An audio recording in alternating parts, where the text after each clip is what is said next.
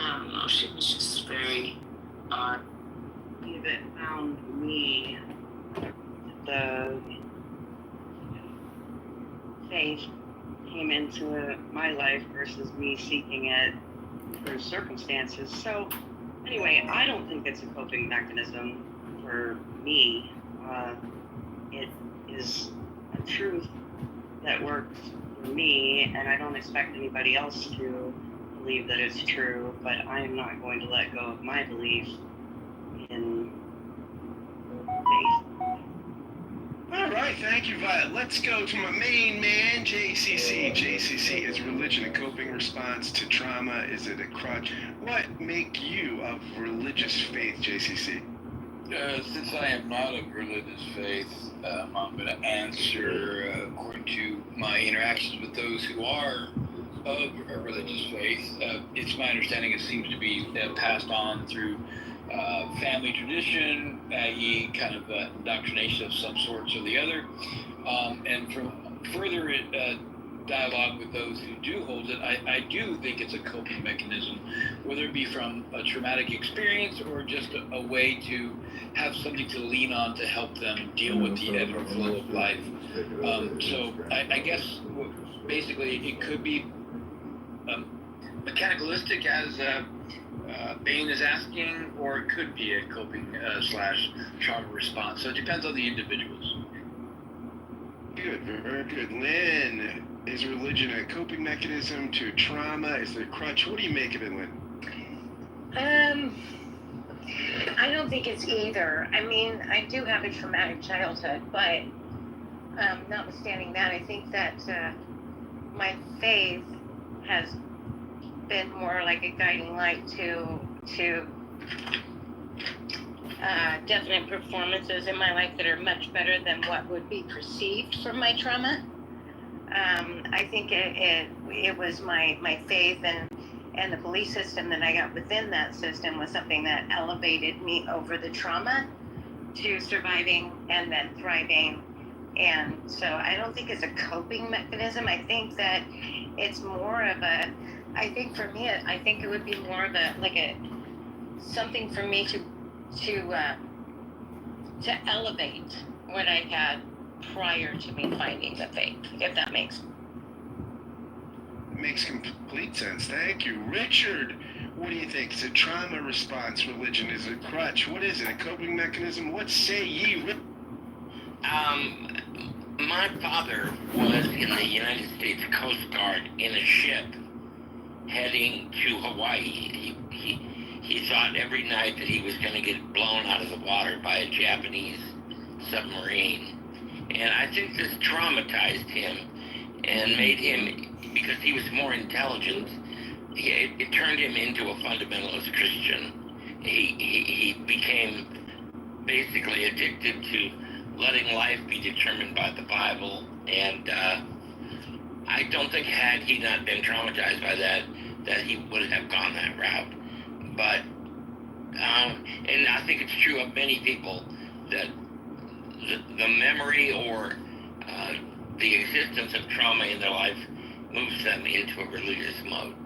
So I think it's true, but not everybody. Thank you, Alden.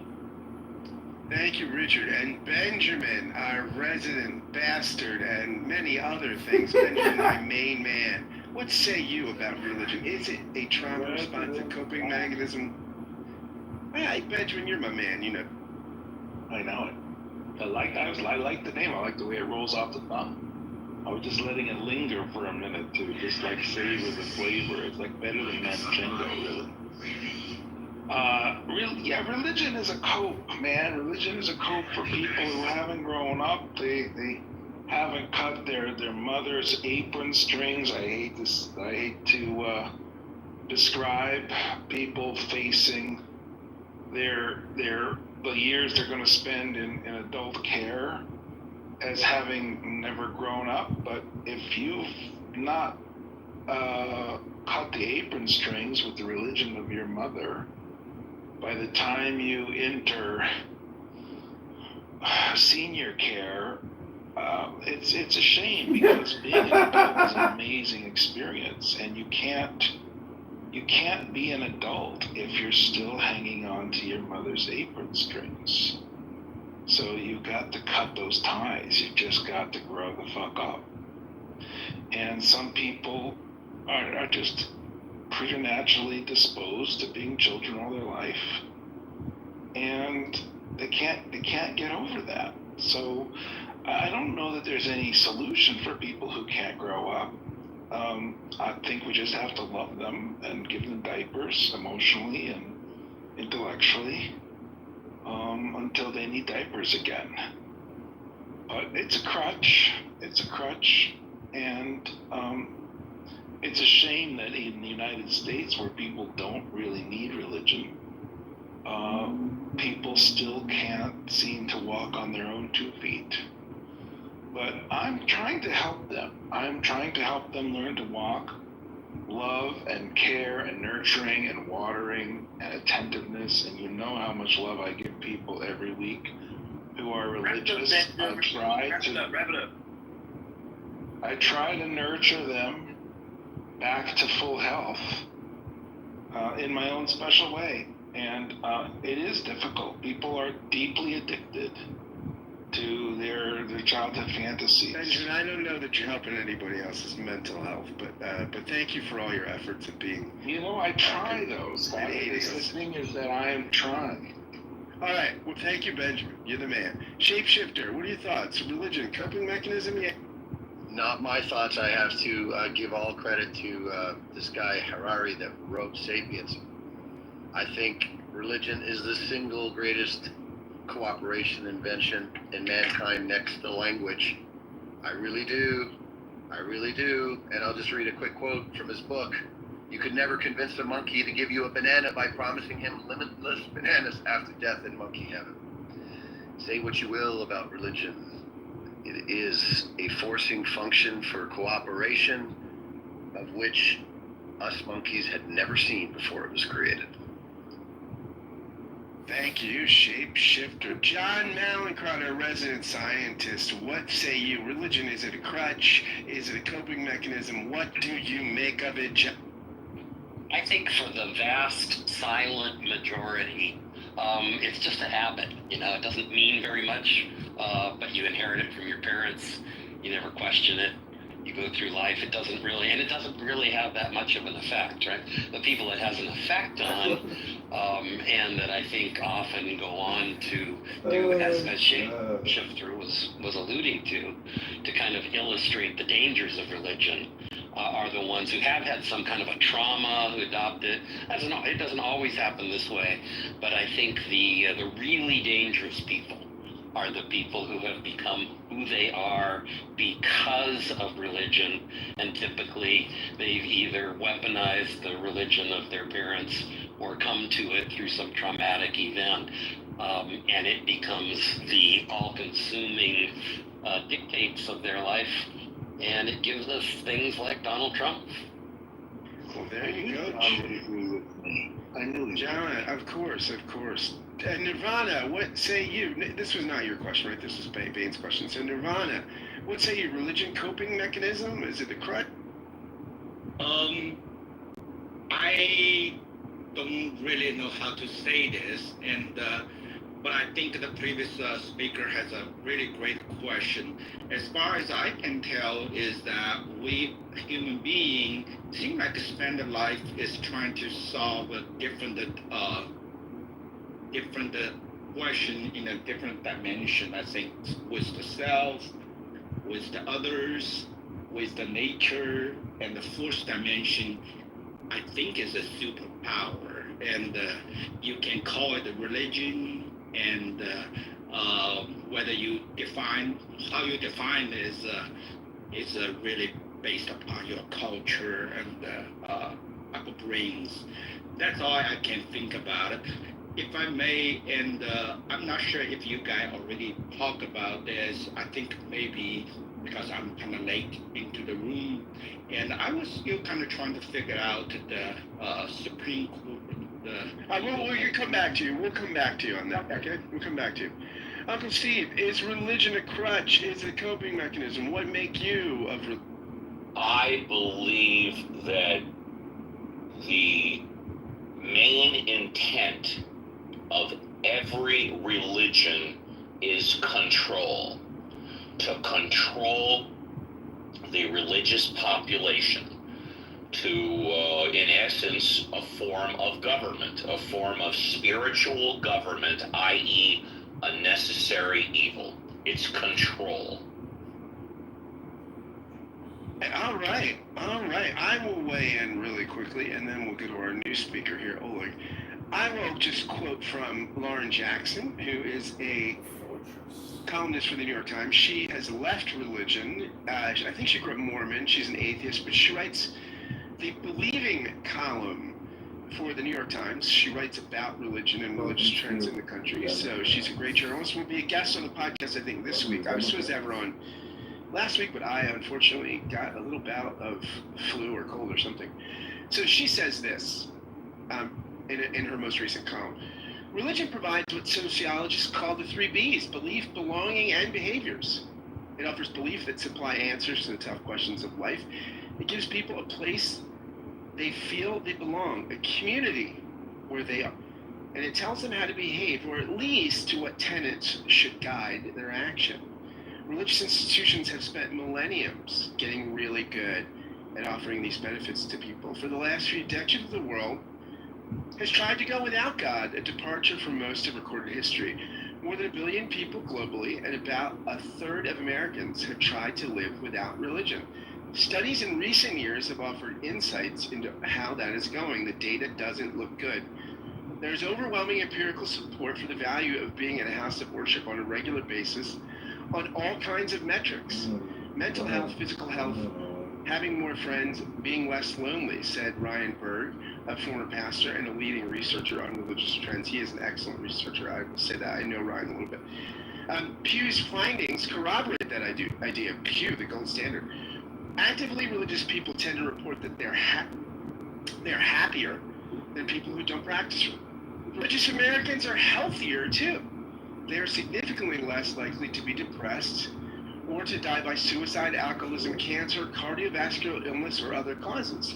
In a long-term study, doctors at Harvard found that women who attend religious services once a week were 33% less likely to die prematurely than women who never attended.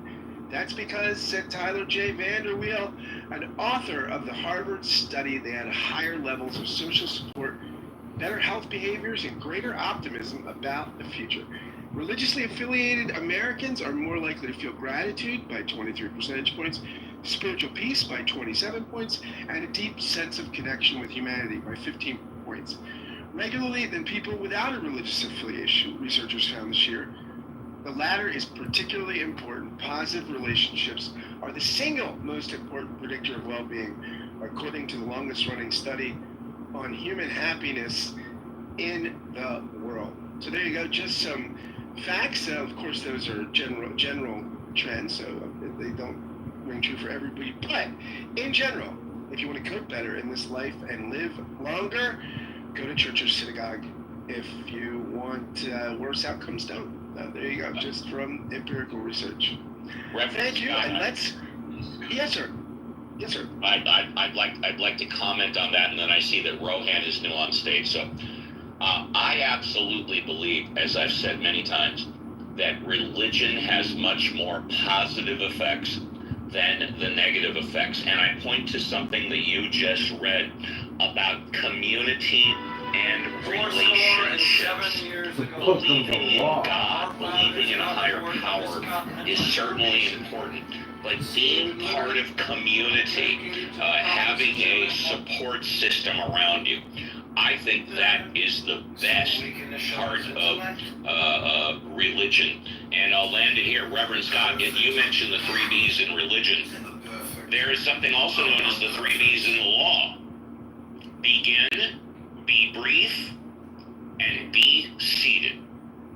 I love it. And those things, it's belonging you're hitting on, right? But it seems, like as Rohan says in the comments, which I think is a pretty good response, that you could just go to knitting club or chess club or something. The thing about, we have to game out, which I would love to see the empirical research on this stuff, that what that would give you the belonging, but the belief and the behavior stuff, it seems to be the three B's together that somehow help may constitute religion's salutary effect. But maybe other things would do the same thing. So, and now that I mentioned you, Rohan, I will go to you. Would you like a fresh five? Not really. Hey everybody. No, yeah, I was just gonna say, like, what you just commented on, to me, what you read spoke to the power of human beings. And if you spend more time with human beings, like amazing human beings, you do better. So it doesn't seem to me that like what you read spoke to actual religious belief, it just spoke to community. And is my take that you can get that community in a whole host of ways, like you mentioned, like car clubs, knitting clubs, go to singing clubs, like whatever. Just spend more time with people, and you tend to do better. So that's all I wanted to say. I mean, I think and we don't really have enough data here, and it would be interesting to have different research done, or better research, or more specific research on these questions, right? Because what we're assuming is that the religious people are all in community, and the atheists or the non-religious or the nuns are disconnected from social outlets and social connections, so that may not be the case, though, right? I mean, it may be that the atheists or the non-religious folks, the folks that are doing things like going to the local bar, going to knitting clubs, going to ultimate frisbee games, and still score lower on these things. Or it may not be that we'd want probably some kind of control group kind of situation where we could look at people that were just as socially connected and in religion or not in religion as those who are. And also, it doesn't seem to account also for, we want to look at people that claim religious belief but don't go to church. So that's another control group. So there you go. And I want to go to Nirvana. Nirvana, would you like a fresh five? Yes, you did. Yes, you did. I totally agree with your assertion of the quotation, and so basically, although I think in the scientific world they might kind of arguing whether that's a causation or correlation, but I think that's anything if it works, that works, and I think that's the most important. What I want to kind of the switch your topic, maybe you guys already discussed, is trying to ask your opinion or interpretation for the Supreme Court legal opinion or decision, we should say, the last Friday that was, for the birthright, and seemed to me still quite confusing, especially trying to understand the implication not only on the birthright itself as well as for the future executive order, and I'm not sure if that has talked about. Nirvana, we did talk about that pretty extensively, so I want to say thanks for the question. And you can go, the show is on replays, and if you go back, we had a pretty extensive conversation about it. So I'm not going to rehearse that at this point, but check out the replays because there were some great conversation about it. George, welcome to the stage, and would you like a fresh five to talk about whatever's on your mind? Hey, sorry, I'm a little distracted, but I think religion is I think you can explain every religion in its way. I think it's a cope with people, but I do believe that the wisdom of the Torah is like the best thing. I've been a teacher for 7 years, and we don't really give kids like any moral instruction, almost, basically, because there's no like framework for what's right and wrong, or just the bifurcation of reality in this country. It just become kind of wild. George, I'm sorry to interrupt, but if you feel comfortable saying what level do you teach at, and what do you teach, if you feel comfortable saying? Yeah, high school English. High school English, thank you. Yeah, I think every child deserves a Jewish education. When I was in college, I had a Jewish girlfriend. I was going to convert to Judaism and become a rabbi. I spent 2 years studying, and then I found out I had a sperm donor baby. And I realized the genetic injustice. How long have you known you've been a sperm donor baby, if you don't mind me asking? Since I was 23. How long has that been, if you don't mind me asking? 8 years. And the only reason I'm asking this is because I have found that most people that find out they're sperm donor babies eventually try and determine who their father was. If you feel comfortable, have you taken that path in the past 8 years? I haven't found an avenue to do that, but if I did, it's not something I think so much about. You don't care that much about. Okay, sorry to interrupt, sir. Please. No. Yeah, and then ever since I found out, even before I found out I was sperm donor baby, I was just horrified at the genetic inequalities between individuals. And you mean generally speaking, or your sperm donor? No. Generally speaking, the differences between perceived. Dude, I must be totally ignorant. I don't know. What are the genetic inequalities of people? Yeah, it's based on perceptions. But some people are clearly, because I'm not aware that it's based on science or fact. You're right. Yeah, it's based on. Okay, so what you're saying has nothing whatsoever to do with fact or science. It's based on perception. Of course it does. Yeah, intelligence is something that's really opposite of what blank slates. I'm sorry, just so I understand, because I'm not arguing. I just want to understand. You're saying this is scientific fact or it's perception? Intelligence is about 50 to 80% heritable. So you're saying it's scientific fact? That intelligence is Intelligence is determined by genetics. If you could educate me and the other nieces and nephews, I would love to learn this. Please do. Yeah, I think it's about 50 to 80% heritable. All my life, I've been different from my dad's side of the family, and I've been wondering why that is. I've always been intellectually oriented.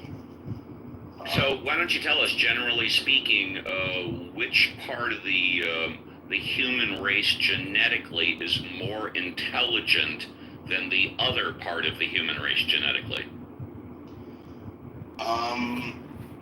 I think that individual differences are much more important than.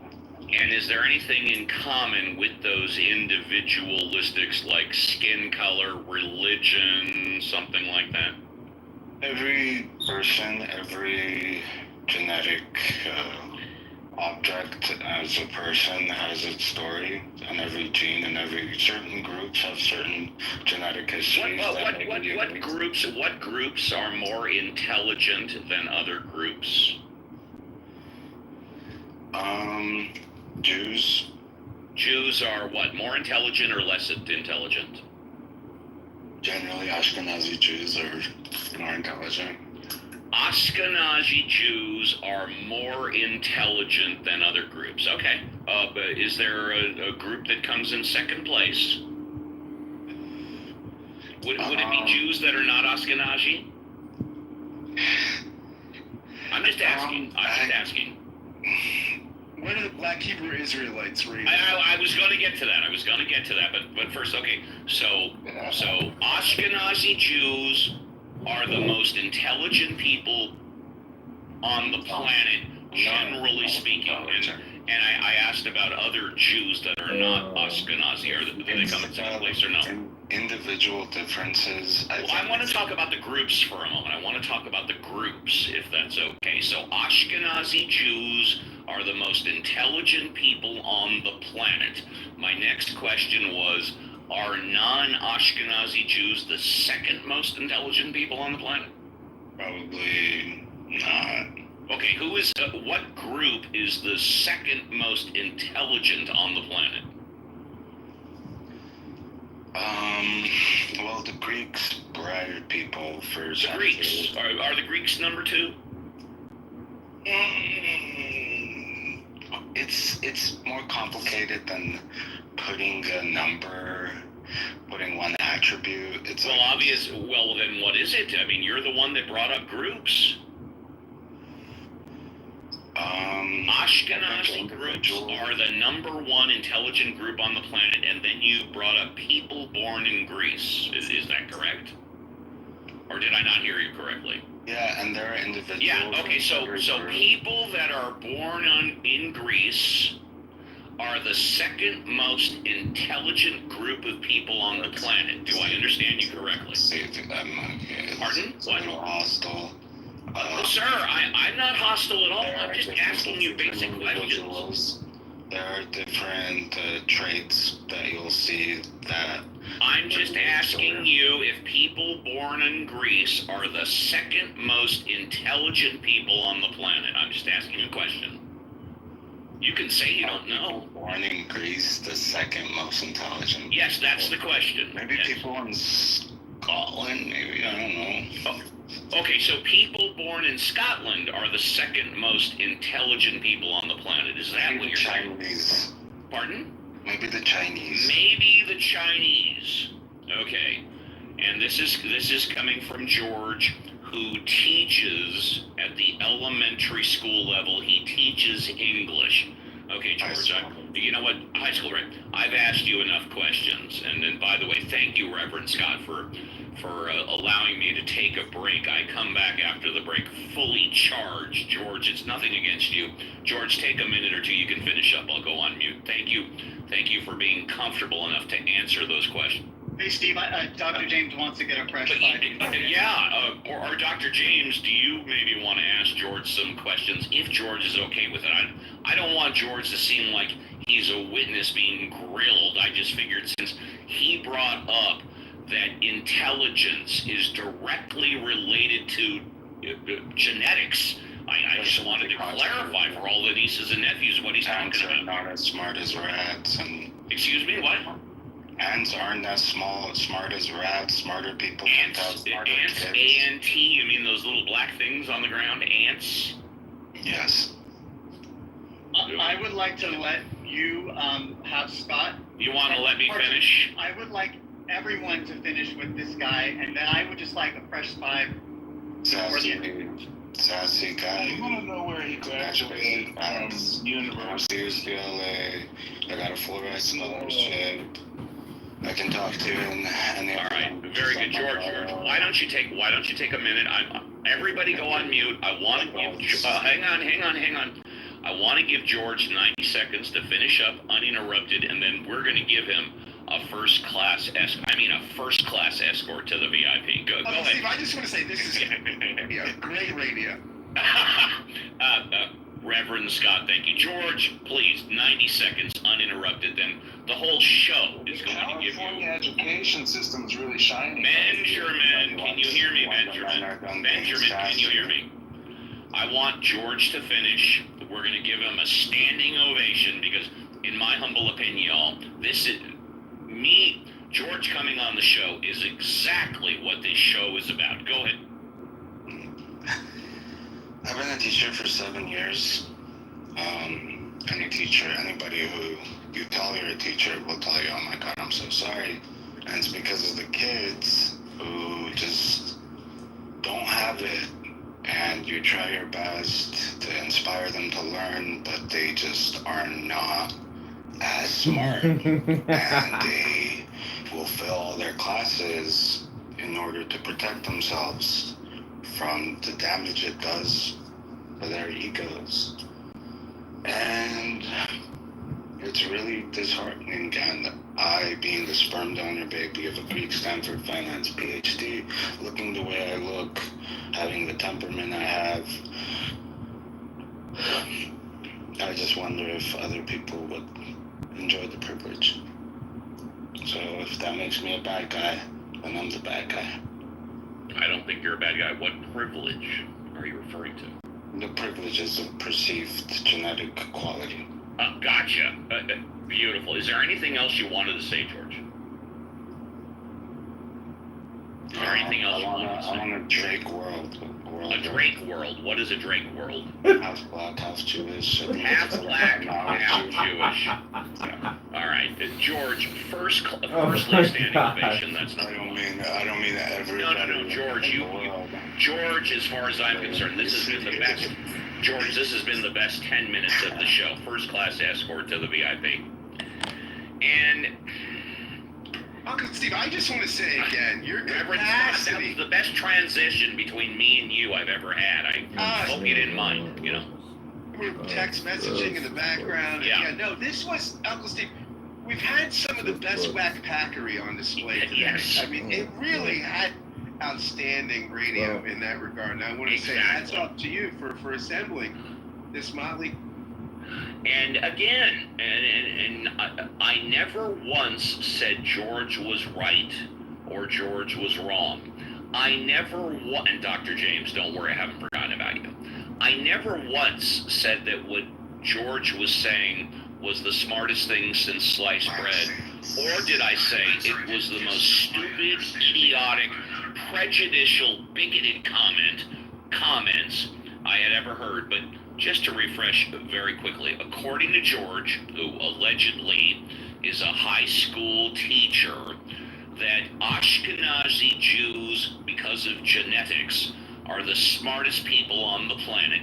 And then coincidentally, just coincidentally, because George is a sperm baby of a Greek doctorate professor, that coming in at a close number 2 by a head or a nose as far as the most intelligent people on the planet because of genetics are those born in Greece.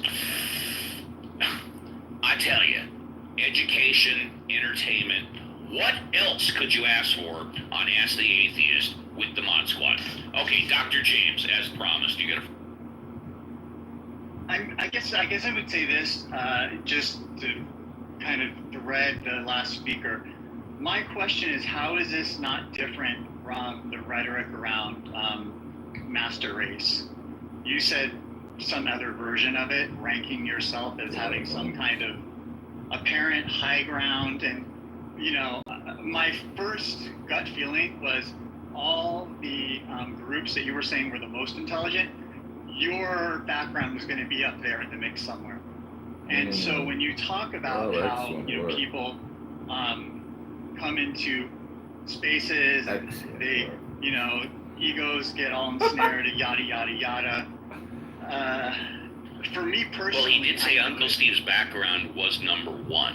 He did say Ashkenazi Jew, so according to him, I'm number 1. But sorry to interrupt, Dr. J. Yeah, no, that's totally fine. That's totally fine. I mean, I just think that's something that, for me, I would be sort of looking inward about it, is why do I feel compelled to come to this space and say that thing that he just said? I mean, I can't answer that for him, and I won't try to, but I would look in the mirror, my friend, and see what you find.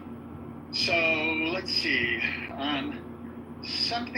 So one of the headlines I actually forgot about earlier, we don't have time to discuss it, but I'm just going to introduce it, that I thought really interesting. Did you run out of Post-its, Dr. James?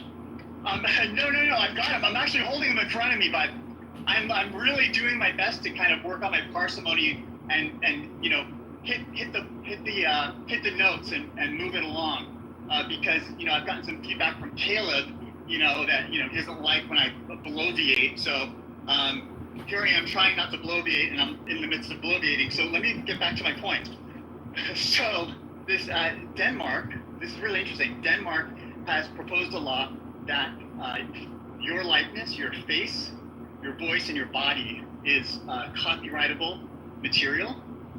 And this would be sweeping shift in, I believe, IP law in terms of, kind of cutting edge changing where this is not something in the U.S. that's protected. And my question about this was essentially, if this law gets passed, will it serve as there's a word that the lawyers will know when you look back to a law that's happened, precedent. Will this set precedent for a domino effect, and will this impact any kind of international treaty laws around copyright and intellectual property? Essentially they're trying to protect people against deep fakes and things like that. And I don't really feel the need to debate someone on what makes intelligence. I do intelligence testing. It's a construct. It's been helpful and problematic. It's been used against people of different ethnicities. It's at times been shown to have extreme bias.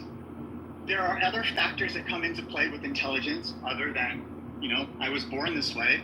Things like, I was born poor. I was born in an underserved community where we did not have resources. I was born with a color of skin. This is not the largest explanatory factor. Now, it's true that if you give your sperm away and you're, propagating the next, army of minions around the world, that, perhaps you have a popular brand of sperm. I mean, maybe you've got the good stuff for 2025. But I just want to say, just like Drake, people fall.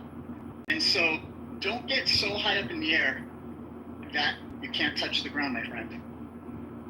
That's all I got. Don't get so high up in the air so you can't touch the ground. Amazing. If you're in the audience and want to come up, now is a good time, because as it gets closer to the top of